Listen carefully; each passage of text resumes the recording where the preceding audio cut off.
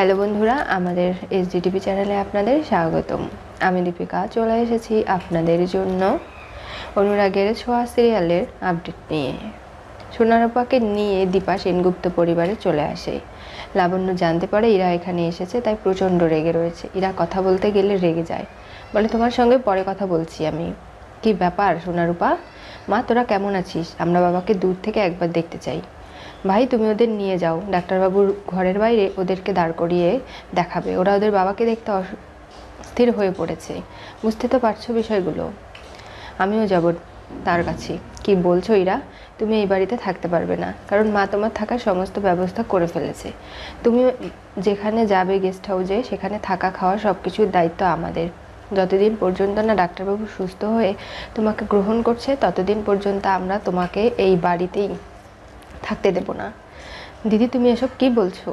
হ্যাঁ, ইরা কি পুলিশে অ্যারেস্ট হয়ে যাবে? না, সমস্ত পুলিশে চার্জ ইরার ওপর থেকে উঠিয়ে নেওয়া হয়েছে। তবে হ্যাঁ, ডাক্তারবাবু ডাক্তারি পড়ার জন্য মরিয়া, বইপত্র নিয়ে পড়াশোনা করছে, বিভিন্নভাবে সে নিজেকে প্রমাণ করার চেষ্টা করছে। এগুলোতে তুমি কখনো বাধা হতে পারবে না ইরা। দিদি আমাকে এই বাড়িতে থাকতে দাও। না, তোমার শুধু ডাক্তার সূর্য সেনগুপ্তর বইয়ের একটা পরিচয় তা কিন্তু নয়, তুমি একজন দাগী আসামি। তুমি ভুলে গেলে যে সূর্যের জন্য তুমি কি করেছো, কতটা অন্যায় করেছো। হ্যাঁ মানছি, তুমি তোমার নিজের প্রাণের বিনিময়ে সূর্যকে বাঁচিয়েছো। তার মানে তো এটা নয় যে তোমাকে এই বাড়িতে আমরা সারা জীবন থাকতে দেবো।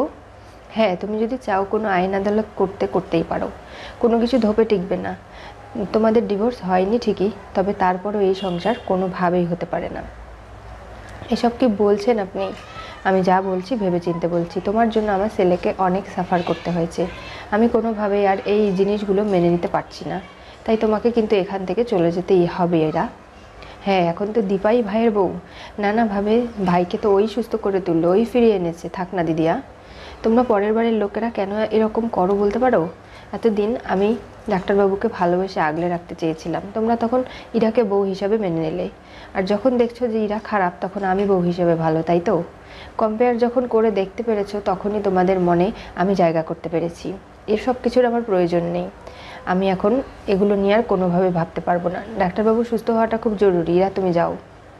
দিদিয়া ইরাকে নিয়ে চলে যায় গেস্ট হাউসে, সেখানে রেখে দিয়ে আসে। লাবণ্যর সমস্ত সিদ্ধান্তকে মেনে নিতে ইরা বাধ্য হয়। যাবার সময় মনে মনে ভাবে যে আমার একটা মাথা গোঁজার ঠাঁই দরকার, একটা বাড়ি প্রয়োজন, একটা মানুষ প্রয়োজন যাকে বল করে আমি সামনে এগিয়ে যাব।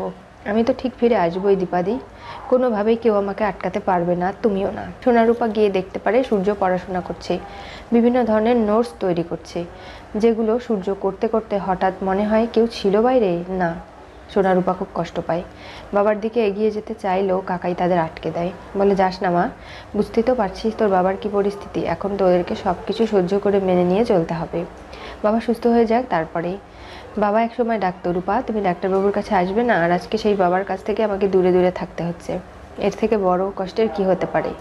আমি বুঝতে পারছি, যাই কিছু ঘটে যাক না কেন, সব কিছুর জন্য আসলে এই পরিস্থিতিটা কোনোভাবেই উপযুক্ত নয়। আর নানাভাবে সূর্যর মনে হচ্ছে যে কেউ তাকে ডাকছে। সে দরজার বাইরে গিয়ে দেখে যে আসলে সেখানে কেউই নেই।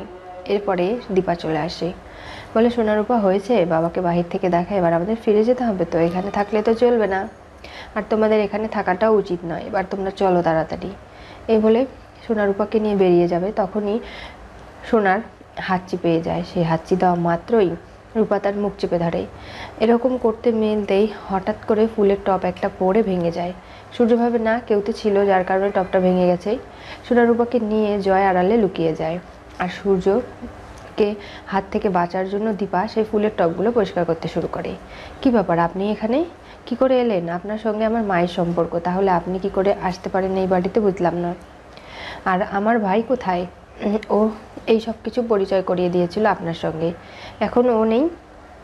সোনারূপা তোমরা এখানে চুপ করে দাঁড়াবে, কোনোভাবে কোথাও যাবে না, আমি আসছি। দাদা এই তো আমি, কি হয়েছে?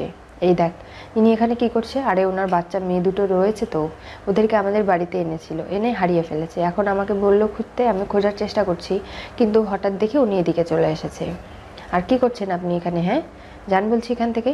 দাদাইকে পড়াশোনা একদম ডিস্টার্ব করবেন না, উনি বড় ডাক্তার হবে। তখনই দীপা কান্না করতে শুরু করে, বলে আমি বুঝতে পারিনি আপনার এত বড় ক্ষতি হয়ে যাবে লেখাপড়ার।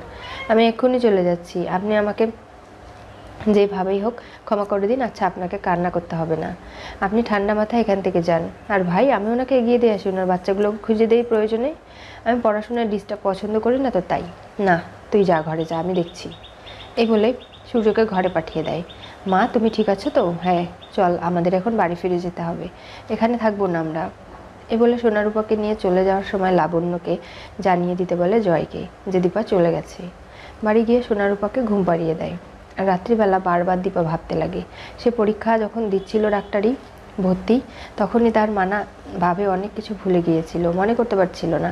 স্যারকে বলেছিল যে আমার কেন জানি না কোনো কিছু মনে পড়ছে না, আমার অনেক কিছু ভুলে যাচ্ছি, গুলিয়ে ফেলছি। এগুলো নিয়ে আদৌ কি কালকে ডাক্তারিতে চান্স পাবে দীপা? তা না হলে ডাক্তারবাবুর সঙ্গে কিভাবে থাকবে, কীভাবেই বা তাকে সময় দেবে এবং নানাভাবে ওনাকে পুরনো স্মৃতি মনে করানোর চেষ্টা করবে। এইসব দুশ্চিন্তায় ভুগছে দীপা। তখনই রূপার ঘুম ভেঙে যায়। বলে, মা, তুমি চিন্তা করো না, দেখবে কালকে তুমি ঠিক চান্স পেয়ে যাবে। মন থেকে যেটা চাওয়া যায় সেটা অবশ্যই একদিন না একদিন মেলে।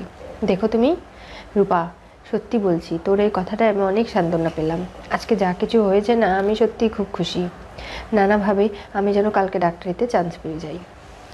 দীপা একটা নিজের নতুন লুক নিয়েছে, নতুন রূপ, আর যেটার জন্য খুব খুশি।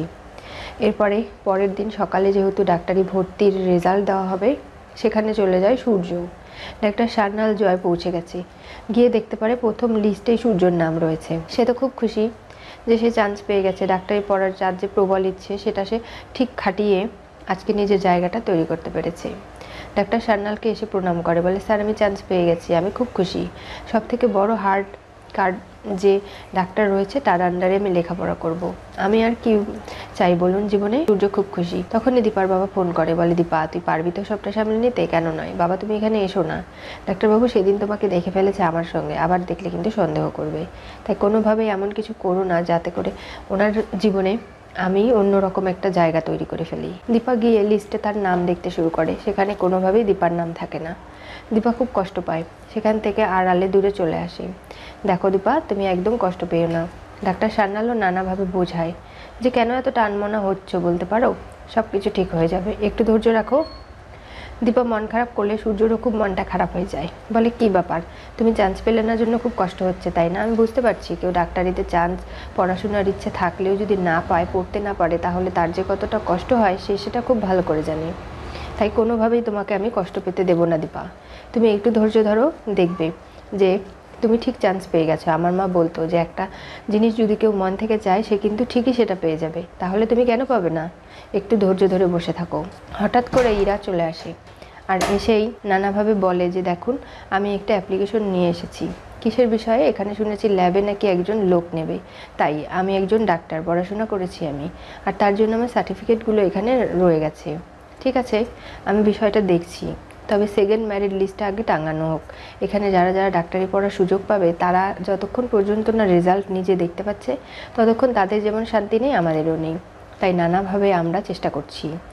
একজন স্টুডেন্ট ক্লাস করার জন্য চলে আসে। স্যার বলে, না এখন হবে না, আগে দেখো কি হয়, রেজাল্টটা টাঙিয়ে দেওয়া হয়। দীপা যেহেতু ভিড় ছিল কোনোভাবে দেখতে পারে না। সূর্য বলে, ঠিক আছে, আমি যাচ্ছি, গিয়ে আমি দেখে আসছি, তুমি চিন্তা করো না।